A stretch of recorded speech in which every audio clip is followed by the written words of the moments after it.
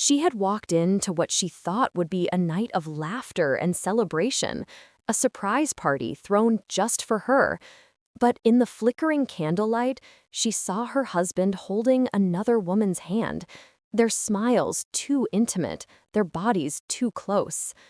A chill ran down her spine as the room spun around her. What was supposed to be joy had become a portrait of betrayal. And in that moment, everything she thought she knew about her life came crashing down. Hello, my friends. I am Olivia, and this is Olivia's Love Stories. I hope you enjoy this story. I remember that evening perfectly, even now, years later. It started like any other Saturday night. Quiet streets, the soft hum of cars passing, and the faint scent of rain on the pavement. I had spent the day in that comfortable blur of routine, cooking dinner, folding laundry, and scrolling through my phone, waiting for the clock to tick closer to 8. My husband, Daniel, had been suspiciously busy, insisting he had errands to run, but I never questioned him. I was always the trusting kind, the one who believed that love was more than words. It was consistency, it was gestures, it was showing up. I had been craving a small moment of happiness, something to remind me that the monotony of our life wasn't the sum of our love. I didn't realize how fragile that craving was, how quickly it could turn into a knife hidden in plain sight. When I pulled into our driveway, I noticed something different, a faint glow spilling from the living room window, laughter echoing in waves that didn't belong to our quiet home. My heart lifted, excitement sparking like a candle in the darkness. A surprise? I whispered to myself, a small smile tugging at my lips. I grabbed the keys and stepped inside, the familiar creak of the wooden floorboards under my feet making me nostalgic for simpler times. And then I saw him. Daniel. My Daniel. But not alone. He was standing in the center of the living room, a champagne glass in one hand, and the other intertwined with hers. Her hair shimmered like honey in the soft light, and her laugh, oh, her laugh, was a melody I had never heard in this house before. They didn't notice me at first, caught up in each other like the world had shrunk to only them. My chest tightened, the air leaving my lungs in a slow, panicked exhale. I froze, my hands gripping the doorframe so tightly that my knuckles whitened. The room, the balloons, the banners, the smiling faces frozen mid-cheer, everything blurred into a haze of disbelief. My mind raced, trying to rationalize, to find some explanation that didn't shatter my entire world. Could this be a misunderstanding? A joke? But their hands, intertwined, warm, deliberate. And then Daniel looked up. Our eyes met. The laughter died in my ears, replaced by a deafening silence that echoed louder than any music could. And that's when I realized the woman in his hand wasn't just anyone. It was someone I knew. I felt my legs give way beneath me, but some stubborn part of me held me upright. My voice, when it finally came, was barely a whisper. Daniel, what is she doing here? His eyes widened, not with shock, but something else I couldn't place. Guilt? Fear? I tried to read his expression, but it was like staring at a mask I didn't recognize. The woman he was holding gently let go of his hand, stepping back as if she too sensed the storm I brought with me. "Olivia," he started, and my stomach sank. That single word, the way he spoke it so carefully, made me want to run and hide, to curl into myself and disappear. There was no denying it now.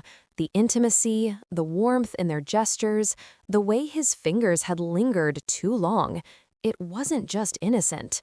My mind scrambled for answers, for excuses, anything that could explain this without breaking me completely.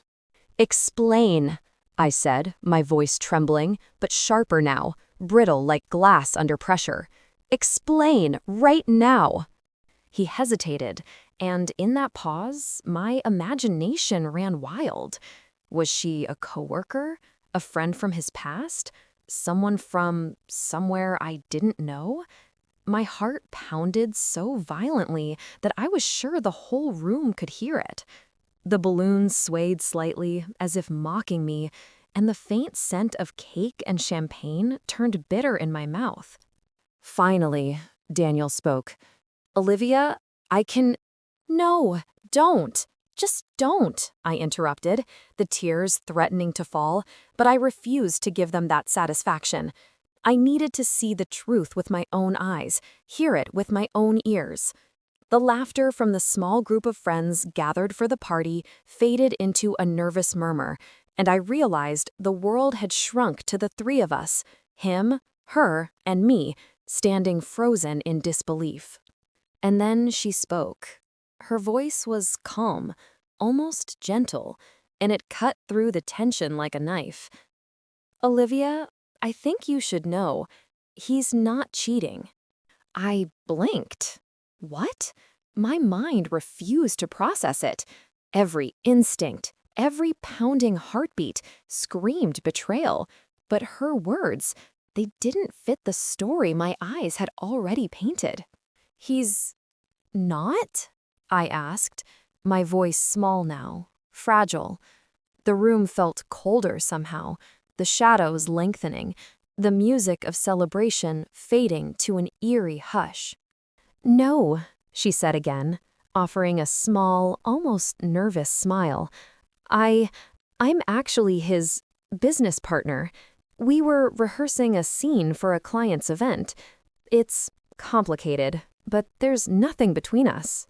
Daniel's hands, once warm and intimate in hers, now hovered awkwardly, almost defensively. His eyes searched mine, desperate for me to understand, before my anger, my hurt, my betrayal completely consumed me. I wanted to believe him. I wanted so badly to drop the weight that had settled over my chest, but my mind betrayed me, filling in every gap with worst-case scenarios. Could I trust him after this? Could I trust my own judgment? I stepped forward, my fingers trembling, reaching toward him, not sure if I was asking for reassurance or preparing to tear him apart.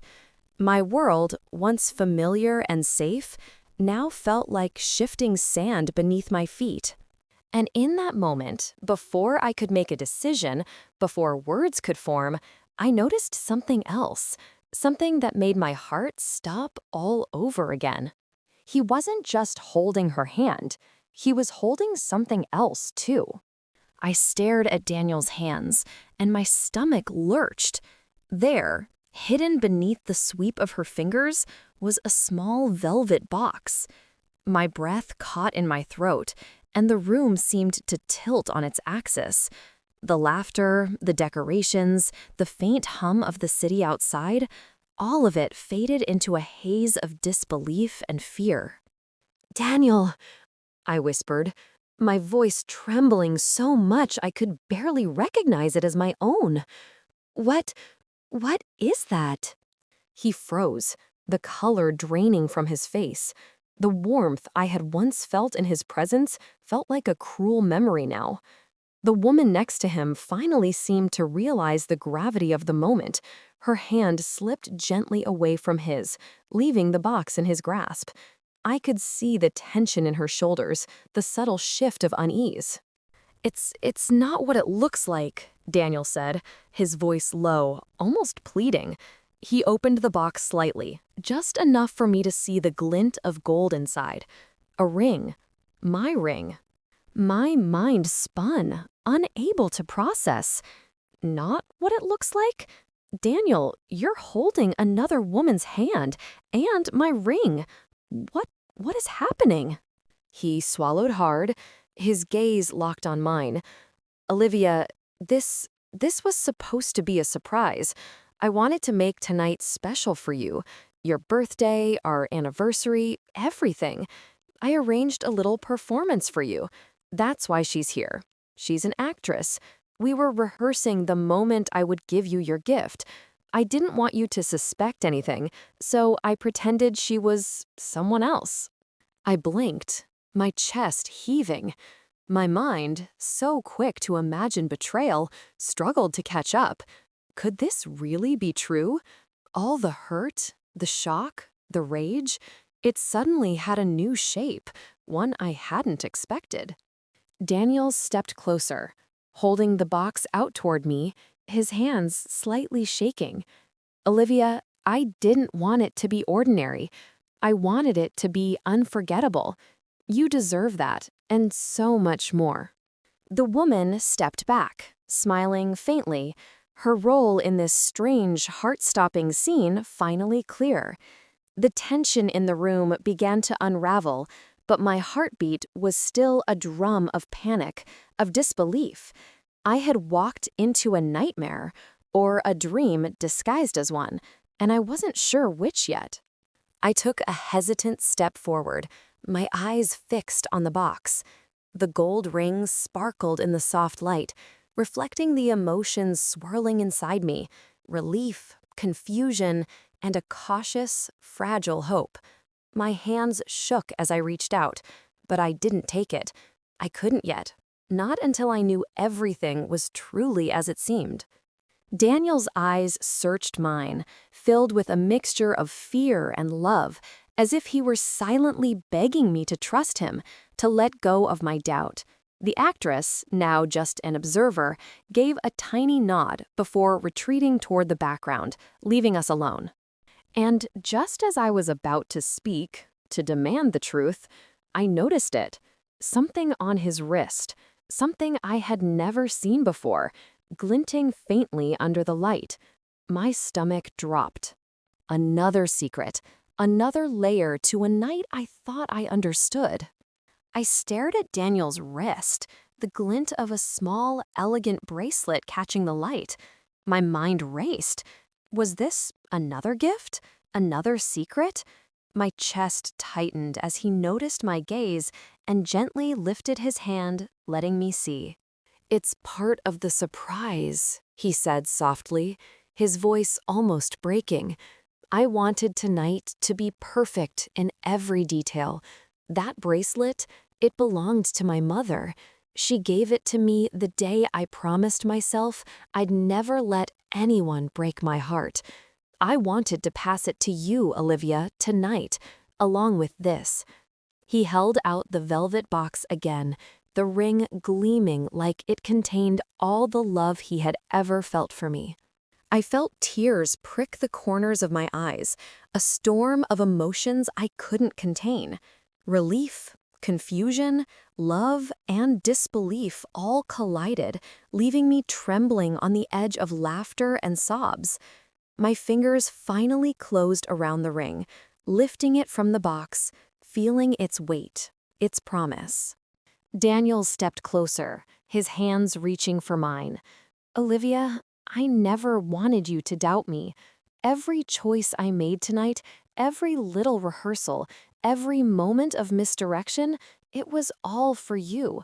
You are my life, my heart, my everything. I wanted you to feel that in a way that would never be forgotten." I looked at him, seeing the sincerity in his eyes, the trembling hope that I would understand. My anger melted into a fragile smile.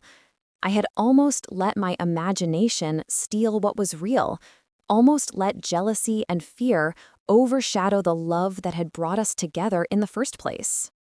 I began, my voice cracking. "I don't even know what to say."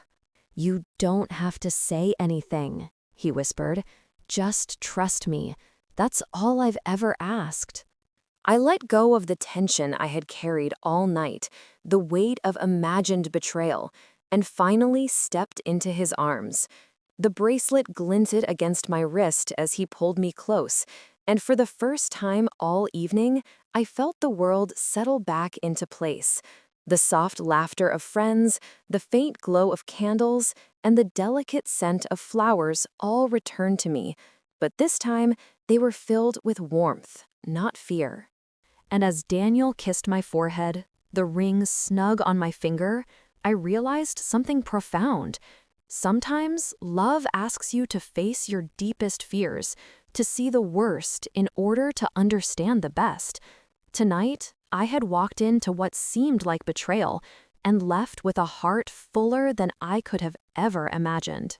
The surprise wasn't just the party, the ring, or the bracelet. It was the reminder that trust, once shaken, could be rebuilt stronger than ever. And I had learned, in the most dramatic, heart-pounding way, that the man I loved was worth every moment of doubt, every heartbeat of fear. Tonight, our love was not just celebrated, it was proven.